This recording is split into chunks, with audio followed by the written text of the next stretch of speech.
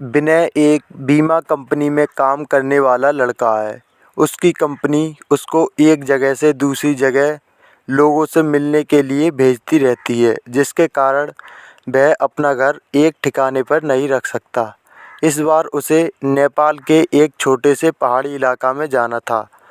करीब 1 महीने के लिए इस बार उन्होंने अपनी पत्नी के साथ जाने का निर्णय लिया। परिवार में सिर्फ वो और उसकी पत्नी ही रहती थी। विनय और उसकी पत्नी दोनों नेपाल के लिए जाने का फैसला करते हैं। वैसे ही ठंड का मौसम था और नेपाल में ऊपर से बहुत तेज़ बर्फ़ भी पड़ रही थी। वो लोग अपने घर पहुंच चुके थे।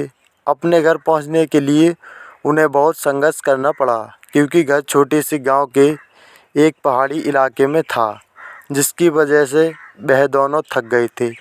थके होने के कारण वह दोनों ज़मीन पर लेट जाते हैं। जब सो ही रहे होते हैं तब रात के 12 बज चुके थे। जहाँ वो सो रहे थे वहाँ घर एक दूसरे से बहुत दूर दूर थे। वहाँ ज़ोरों से ठंडी हवा चल रही थी। दोनों अपनी रज़ाई में दुबककर आराम ही कर रहे थे कि अचानक उनको लगा कि किसी ने उनके घर का दरवाज़ा खटखटाया है। फिर उन्होंने सोचा कि क्या पता तेज़ हवा चलने की वजह से ऐसा हो रहा हो, इसीलिए उन्होंने उसको अनदेखा कर दिया। अगली सुबह विनय जिस काम के लिए आया था वो निकल पड़ा। उसकी पत्नी घर में अकेली ही थी।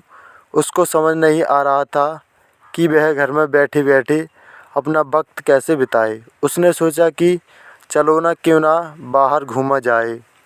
बाहर ठंड तो थी पर हवा नहीं चल रही थी, इसीलिए उसने अपना स्वेटर पहना और बाहर निकलने को तैयार हो गई। जैसे ही वह अपना बाहर जाने लगी तभी उसने देखा कि उसके गेट के पास एक लड़का खड़ा है, जो उसको चुपके देख रहा है।